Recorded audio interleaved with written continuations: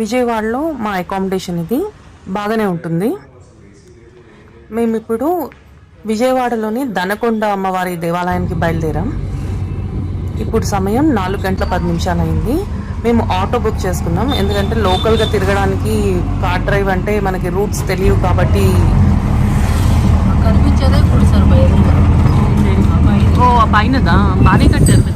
Plus one reason roots తెలియదు, రెండో reason వచ్చి పార్కింగ్ ఎక్కడ పడితే అక్కడ పెట్టలేము కాబట్టి మేము ఆటో బుక్ చేసుకున్నాం. ఆ ఎదురుకుండా కొండ మీద కనిపిస్తుంది చూడండి, అక్కడికి వెళ్ళాలి మనం. ఈ ప్రదేశం అయితే మొగల్రాజ్పురంలో ఉంటుంది. ఇరుకిరుక్కు సందులు మొత్తం. ఇక్కడి నుంచి అయితే ఆల్మోస్ట్ ఇల్లులు చాలా పక్క పక్కకు ఉన్నాయి. కొంచెం స్లమ్ ఏరియా లాగా చెప్పుకోవచ్చు ఈ ఏరియాని. ఇప్పుడు ఆటో దిగి మనం కొంచెం ముందుకు నడుస్తున్నాము. నడిచి ఇక్కడ కుడి చేతి వైపుకి తిరగగానే ముందు మనకి మెట్లు కనిపిస్తాయి పసుపుతో రాసినవి. ఇది మొదటి మెట్టు కింద కౌంట్. విలేజ్ ఉన్నట్టుంది మొత్తం. ఇక్కడ నుంచి మొదటి మెట్టు కౌంట్ ఇది. ఇక్కడ నుంచి ఇలా నడుచుకుంటూ వెళ్ళాలి. విజయవాడలోని మొగల్రాజపురం దనకొండ అమ్మవారు వెలిసిన ప్రదేశం. ఇక్కడ అమ్మవారిని దుర్గా భవాని అనే పిలుస్తారు. ఇదంతా కొంచెం స్లమ్ ఏరియానే. అటు ఇటు మీకు ఎక్కడ గ్యాప్ అనేది లేకుండా ఇళ్ళుంటాయి. ఇంద్రకీలాద్రిపై అమ్మ కొలువు తీరడానికి ముందు ఇక్కడ వెలసింది అని ఒక నమ్మకం. ఒక పాట కూడా ఉంది. దక్షిణాన కదిలిందిరా మా అమ్మ దుర్గా, ఉత్తరానికొచ్చిందిరా అనే గీతం ప్రకారం దుర్గమ్మ తల్లి దక్షిణాది నుంచి కదిలి ఉత్తర దిక్కుకు వచ్చి ఈ దనకొండ ప్రాంతంలో వెలిసిందని నమ్ముతూ ఉంటారు. మెట్లయితే చిన్నగానే ఉన్నాయి, కానీ ఎక్కడానికి కష్టపడాల్సి వస్తుంది, ఎందుకంటే అలవాటు పోయింది నడవడం.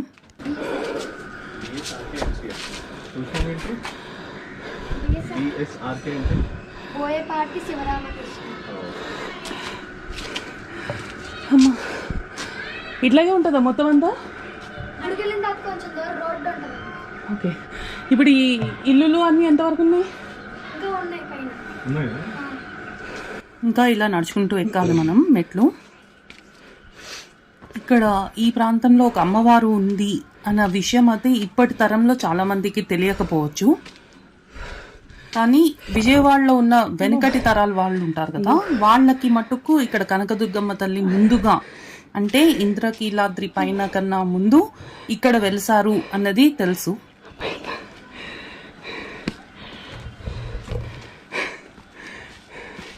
ఎంత క్యూట్గా ఎక్కుతావు. కనకదుర్గమ్మ తల్లి ముందుగా మొగల్రాజపురం దనకొండపై స్వయంభూగా వెలిసిందట. ఈ అమ్మవారు చాలా అంటే చాలా మహిమగల అమ్మవారు. గుడికి వెళ్ళే దారి.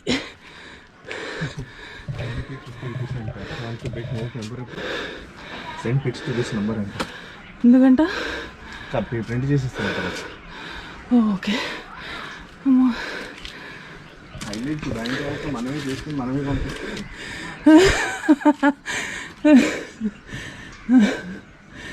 విజయవాడనా మజాక మరి. ఇక్కడ ఒక బోర్డు చూసాం కదా, ఇది హైలైట్ అన్నమాట. మనం పైకి వెళ్ళి మనం ఫోటోలు దిగి ఆయనకి వాట్సాప్ కానీ ఏదో రకంగా పంపిస్తే ఆయన ప్రింట్స్ తీసి రెడీ చేసి ఇస్తారట. సుమారుగా ఒక 100 మెట్లు ఎక్కిన తర్వాత ఇలా వస్తుంది మనకు ఒక దారి. కొంచెం ఒక 300 మీటర్స్ అనుకోండి. మళ్ళీ ఇక్కడి నుంచి మెట్లు ఎక్కాలి.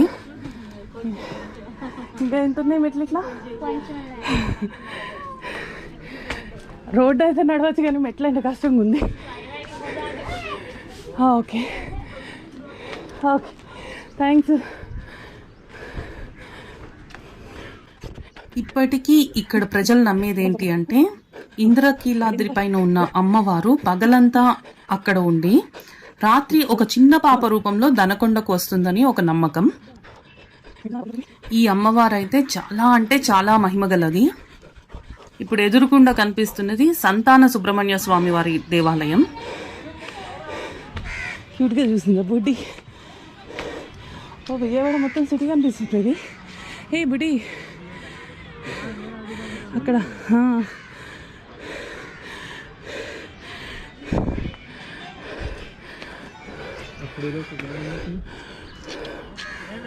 అదే దుర్గా గుడి అనుకుంటా. అది బ్రిడ్జ్ బేబీ. మనము కారుడియా అంత దూరం ఉందా? మరి బ్రిడ్జ్ ఉంది అక్కడ.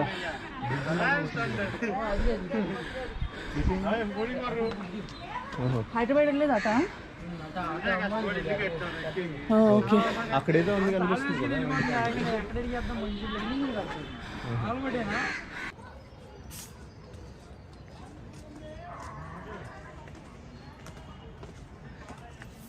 ఈ గుడి వరకు వచ్చామంటే ఇక్కడతో మెట్లు అయిపోతాయి. ఇక్కడ నుంచి సిమెంట్ రోడ్ మొదలవుతుంది మనం నడవడానికి. నిన్న ఎక్కడో వణికినాయి, అది తలుపుల మరవ దగ్గర ఇలా నుంచి ఫోటో తీస్తుంటే గుడి గుడి వణుకుతుంది. ఓకే చలో ఫస్ట్ అయితే దండం పెట్టుకుని ఎలా ఉన్నాడు కదా, ఈయన వినాయకుడు అనుకుంటా. ఇక్కడ ఎక్కడో రాస్తాడు కదా, అదొక రౌండ్ తీసేద్దాం. సంతాన సుబ్రహ్మణ్య స్వామి ధ్వజస్తంభం గోపుర నిర్మాణం.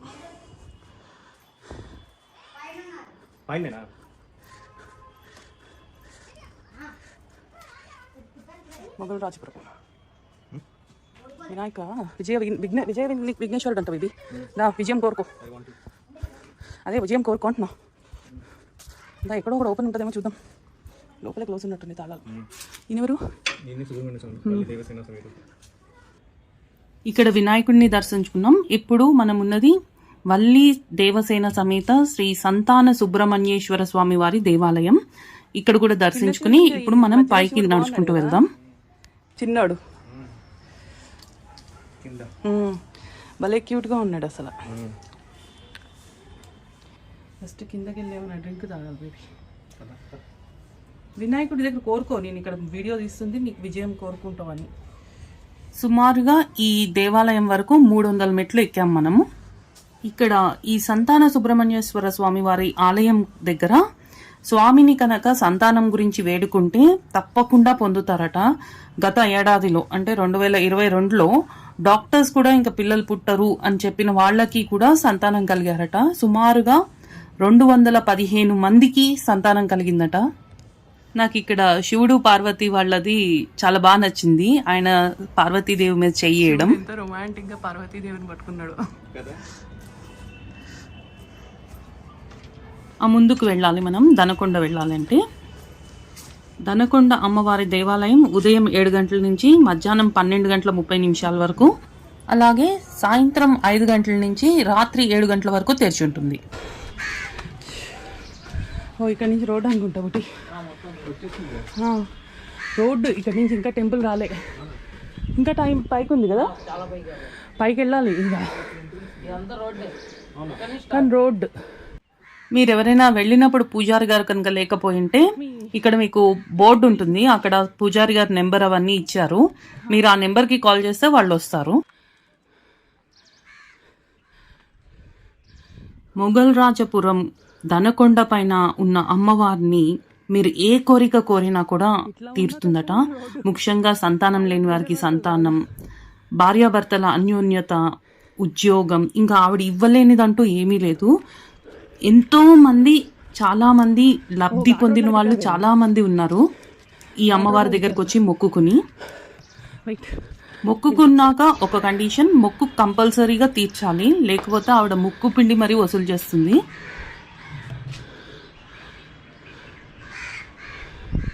ఎక్కడికి వచ్చారు బడి?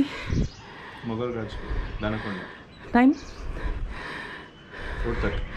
ఇప్పుడు మెట్ల ఇంత అయిపోయింది మనకి, ఇంకా we need to go there పైన. దనకొండ దేవాలయానికి రోడ్డు మార్గం ఇక్కడే, అంటే కొండ ఎక్కడానికి రోడ్డు మార్గం మొదలవుతుంది ఇక్కడి నుంచి. ఇలా ఎక్కుతున్నప్పుడల్లా మనకి ప్రతి మార్గం మలుపు దగ్గర ఒక దుర్గాదేవి విగ్రహం పెట్టారు. నవదుర్గలు అంటారు. మనం పైకి ఎక్కే లోపల నవదుర్గల్ని చూడొచ్చు.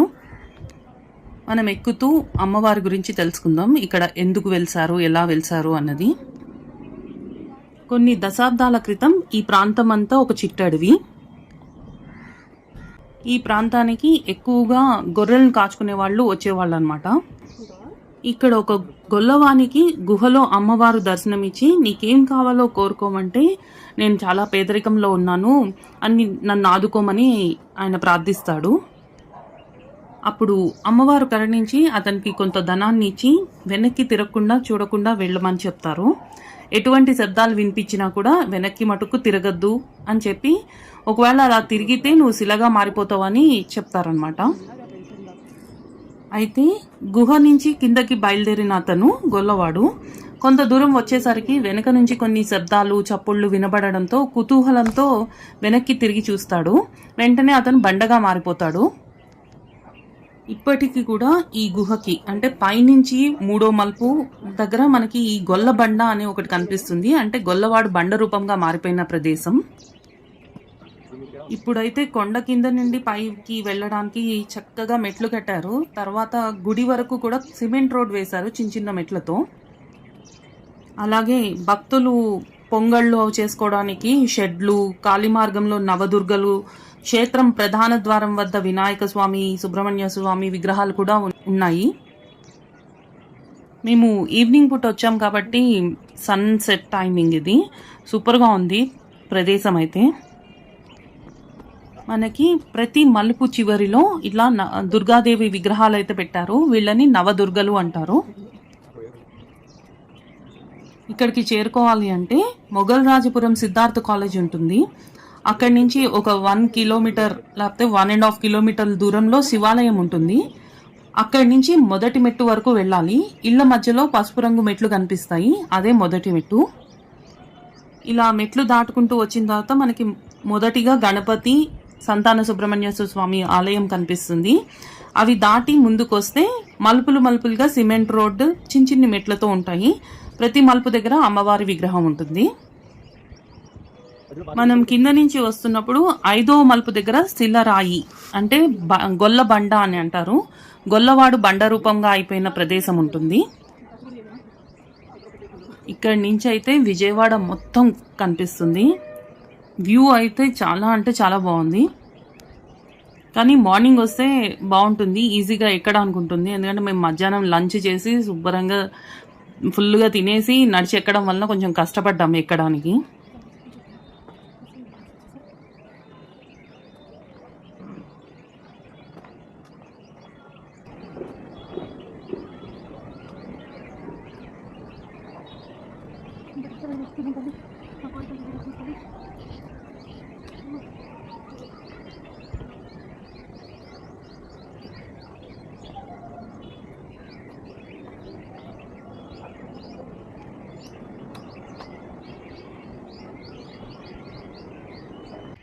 ఆ ఎదురుకుండా కనిపిస్తున్నదే గొల్లబండ.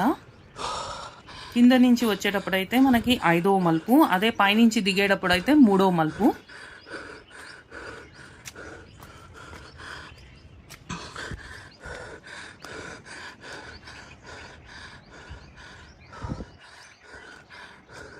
అమ్మా, అయ్యో,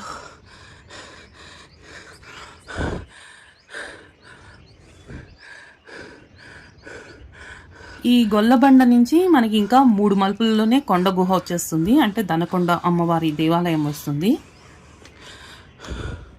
ఇదే గొల్లబండ. గొల్లవాడు బండరాయిగా మారిన ప్రదేశం.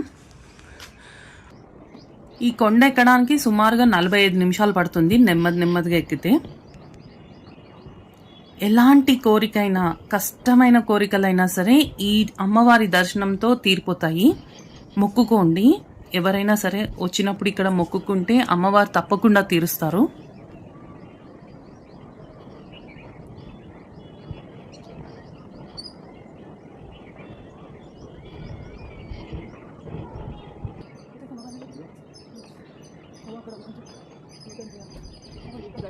అదే ఉదయం అయితే 7 గంటల లోపల మనం ఇక్కడికి చేరుకోగలిగితే అమ్మవారికి 7:30 ఇక్కడ అమ్మవారికి అభిషేకం చేస్తారు పంచామృతాలతో. చూడ్డానికి బాగుంటుంది.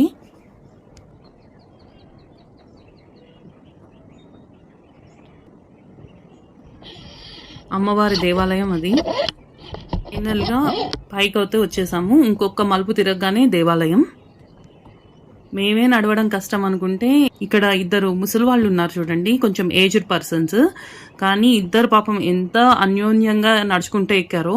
కొంచెం నడవడం కష్టంగా ఉంది వాళ్ళకి, అయినా నడుచుకుంటూ ఎక్కారు వాళ్ళు. 4:30కి ఓపెన్ చేస్తారు కదండి. అవును, వస్తారు అనుకుంటారు. దాంట్లో అయితే 4:30 నుంచి 7:30 వరకు ఓపెన్ ఉంటుంది సార్. అంటే ఇక్కడ లైట్లు ఏం లేవు కదా మెట్లు దిగాలంటే అవును, ఎట్లా కానీ ఇంకో అర్ధ గంట చూసి వెళ్ళిపోవడం. అందుకోసమని మేము గుడి తలుపులు వేసుకున్నా 5 వస్తుంది మరి మెట్లు దిగడానికి ఇక్కడ లైటింగ్ ఏం లేదు చీకట్లో మెట్లు కనపడమేమో అని మేము ఇంకా అట్లాగే తల్లి అంటే గ్రిల్స్ లోంచి దండం పెట్టుకొని తల్లి దండం పెట్టుకొని వస్తున్నాం. అందుకే మీరు వస్తుంటే అందుకే ఎవరో అడుగుదామని అడిగాను. మాకు తెలియదు, ఫస్ట్ టైం వస్తుంది. మీరు ఫస్ట్ టైమేనా? మేము ఇదే మొదటిసారి రావటం. అంటే ఏం లేదు మరి మేము పెద్దవాళ్ళం మెట్లన్నీ దిగాలంటే చీకట్లో అర్థం కాదు అందుకే ఫోన్ చేస్తే వస్తారనుకుంటా.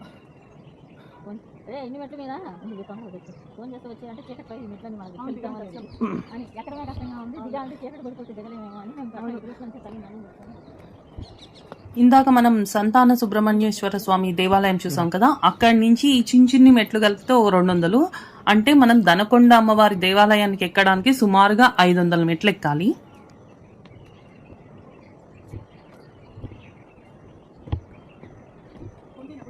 చెయ్యి వెళ్ళి ఫైనల్ గా పైకి అయితే వచ్చాము అమ్మవారి దేవాలయం వరకు. ఇక్కడ కింద ఇద్దరు పేరు కనిపిస్తున్నారు,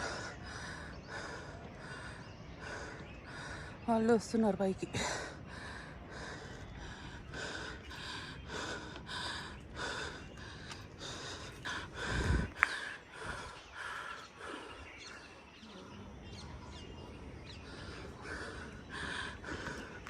విజయవాడ సిటీ, విజయవాడ సిటీ అంటున్నా, అదే టెంపుల్. మనం ఇట్లా వెళ్ళాలి.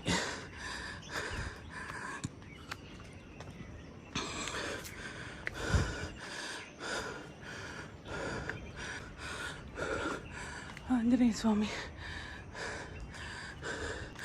ఆ ఎదురుగుండా కనిపించేదే కొండ గుహ. ముందుగా మనకు ఒక పుట్ట కనిపిస్తుంది. ఇది దాటి ముందుకు వెళ్తే ఇక్కడ నాగశిల కనిపిస్తుంది. నేను చెప్పా కదా బేబీ, రైట్ దనకుండా మెట్లకి ఎవరిగా అయిపోతుంది.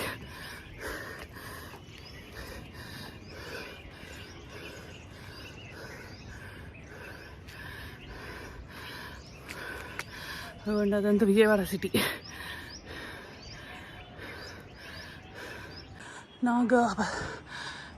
నాగశిలలు.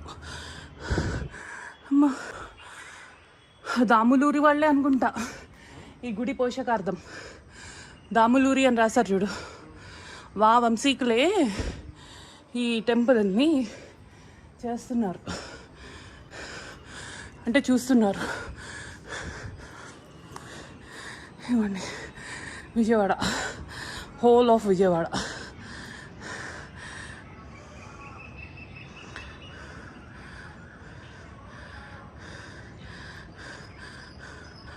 గుడిని అయితే బాగా డెవలప్ చేశారు.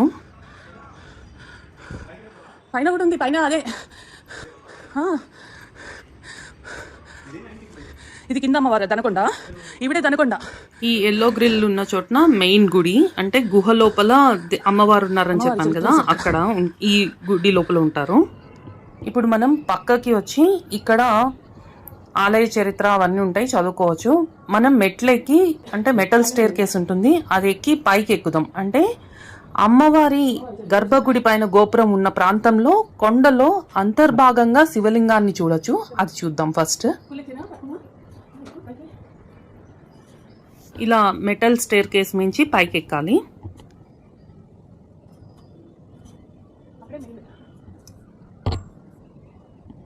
అయితే వీళ్ళు నందూరి బ్యాచ్.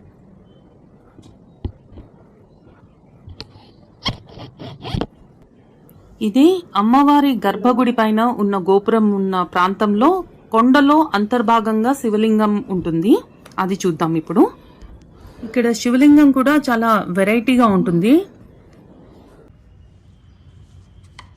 ఇక్కడ కూర్చుని కష్టమైన ఎలాంటి కోరికైనా సరే స్వామిని ఇక్కడ వేడుకుంటే తప్పకుండా తీరుతుంది, తీరకుండా అయితే ఉండదు అన్నది ఇక్కడ ప్రామాణికం.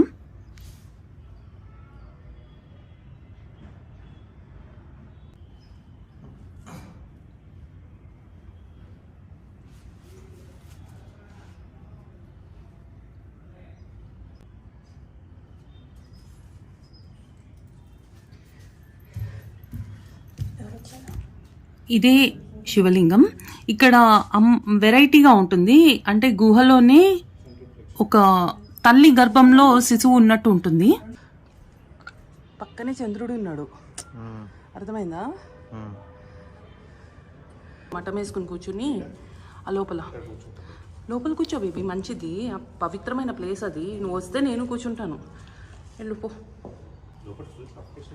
ఉంది బేబీ, జపం ఒకసారి ఇట్లా ఏదైనా మంత్రం చదువుకో, దుర్గాయే నమః అని ఏదో ఒకటి ఓ 10 సార్లు 11 సార్లు చదువుకుని వచ్చేయి. సఫకేషన్ ఉంటుంది కామన్, తపస్సులు అట్లాగే చేస్తారు మరి.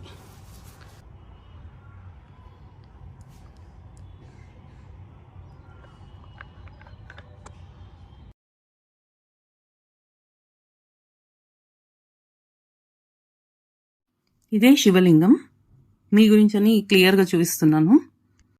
ఇక్కడ కనుక ఒక కోరికను కోరుకుంటే అది వృధా పోదు, తప్పకుండా తీరుతుంది. ఓకే, కింద పూజారి వచ్చారు, సో మనం ఇప్పుడు కిందకి దిగి అమ్మవారిని దర్శించుకుందాం, దనకొండ దుర్గమ్మ వారిని.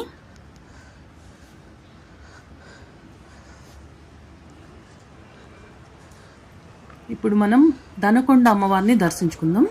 చాలా మహిమగల అమ్మవారు. వీడియో అయితే లోపలికి ఎలా చేయనన్నారు, అందుకే నేను లోపలైతే ఏమీ తీయలేకపోయాను, కానీ ఎలా ఉంటుందో మీకు వివరిస్తాను. ఒకసారి చుట్టూ చూసేసి మనం లోపలికి వెళ్దాం. ఇక్కడ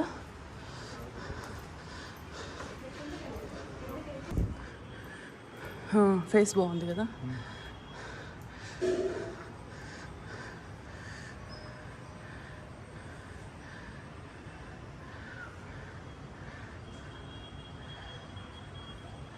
అది మనం వచ్చిన రూట్. ఇప్పుడు అమ్మవారిని దర్శించుకోవడానికి లోపలికి వెళ్తున్నాం. దనకొండ దుర్గమ్మవారు ఇలా ఉంటారు. ఒక చిన్న గుహలో శ్రీచక్ర పీఠంపై పాదముద్రలు అలాగే నేత్రంతో ఉంటుంది అమ్మవారు. ఇప్పుడు చూపించిన ఫోటోలో మధ్య భాగంలో ఉంది చూడండి, అలా ఉంటుంది. దనకొండ టెంపుల్. అలాగే ఆలయంలో అమ్మవారికి విగ్రహ రూపం కనబడదు, అంటే గర్భాలయంలో ఎర్రటి జ్వాలలాగా ఒక రూపం కనిపిస్తూ ఉంటుంది. City it side Danakonda temple. లోపల అయితే పిక్చర్స్ అలౌడ్ కాదు. మా దర్శనం అయితే అయిపోయింది. ఇంకా మేము కొండ దిగుదాం అనుకుంటున్నాం, ఎందుకంటే చీకటి పడే లోపల కిందకి దిగిపోవాలి. ఇదే దనకొండ అమ్మవారి దేవాలయం.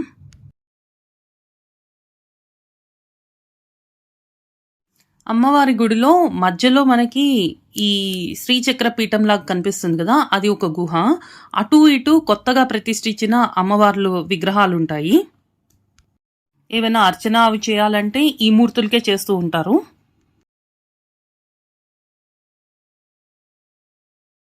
Thanks for watching.